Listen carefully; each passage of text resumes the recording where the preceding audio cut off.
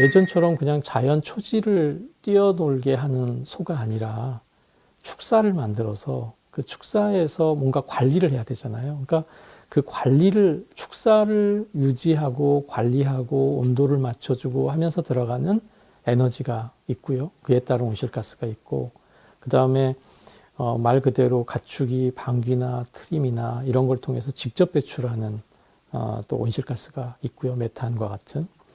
그 다음에 이게 이제 단순히 소가 성장만 한다고 해서 끝나는 게 아니잖아요. 우리가 그걸 식재료로 사용한다는 얘기는. 그래서 거기에 이제 부수적으로 또 들어가는 게 뭐냐면, 이게 소나 양이나 얘네들이 그냥 풀만 먹지 않더라는 거예요. 이제는 거의 대부분 우리가 식재료로 사용하는 육식 재료들이 대부분 다 공장과 같은 목장에서 키워지기 때문에 결국은 콩이라든가 옥수수라든가 그런 먹이를 다량으로 만들기 위해서 들어가는 에너지, 이것도 소와 관련된 에너지가 됐고요. 온실가스 이게 된 거고요.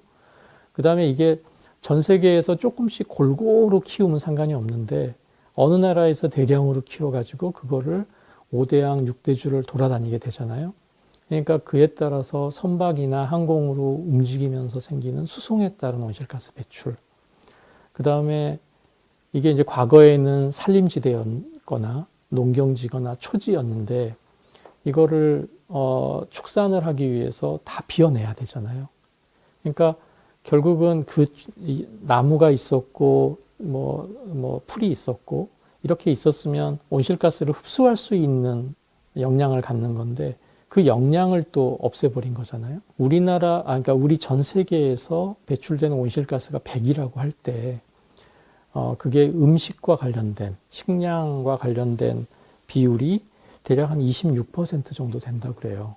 그러니까 식량이라고 하는 건 이제 농업 과정에서 들어간 뭐 토지를 개간한다든지, 뭐 농업 활동을 한다든지, 수송을 한다든지 이런 거 다 포함해서 한 26% 정도가 되고, 그 26% 정도에서 한 58%, 그러니까 6대4 정도의 비율이 육식에 한 58%가 들어가고 초식 쪽에 우리가 한 32% 정도 이렇게 되는 것 같아요. 그러니까 42% 정도. 그러니까 전체적으로 보면 온실가스 전 세계적으로 배출되는 것을 100이라고 보면 육식을 위해서 온실가스가 배출되는 게 15%쯤 되는 셈이죠. 근데 그 15% 중에서도 이게 우리가 먹는 게 소, 돼지, 양, 뭐 닭 다양하게 많잖아요. 소하고 양만 얘가 또 50%가 됩니다. 그러니까 전체 온실가스 배출량, 그래서 우리가 소를 어떤 음식으로 먹고 있기 때문에 사용되는, 그러니까 배출되는 온실가스가 거꾸로 계산을 해보면 7.5% 정도 되는 셈인 거죠. 소고기가 전체 온실가스 배출량의 7.5%쯤 됩니다. 이렇게 말씀드리면 실감이 잘 안 나가실 텐데요. 그냥 비유해 놓은 자료가 있어서 제가 잠깐 소개를 드리면, 우리가 햄버거 패트가 대개 한 75g 정도 된다고 그래요.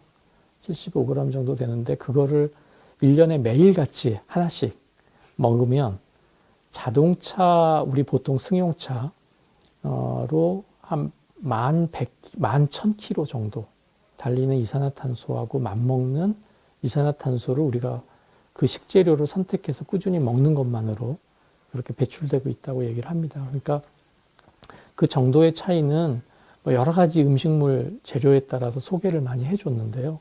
뭐 예를 들면 초콜릿 한 조각을 매일같이 한 조각씩 이렇게 먹으면 그거는 대략 뭐 한 2,200km 정도, 연간 2,200km 정도 달리는 자동차의 온실가스 배출량과 맞먹는다. 뭐 이제 이런 재미난 연구들을 하고 있어서 우리는 그냥 즐겁게 맛있게 먹고 있는 식재료가 온실가스 배출하고는 전혀 무관하지 않다. 그리고 그냥 단순히 우리가 방귀나 트림에 의한 배출이 아니라 그게 키워지고 또 우리한테까지 와서 조리가 돼서 우리가 먹을 때까지의 전체적인 그 소위 발자국, 탄소 발자국을 생각하면 우리가 좀 깊이 좀 이해도 하고 또 그거를 생활에 좀 이렇게 적용도 하고 그렇게 할 필요가 있을 것 같습니다.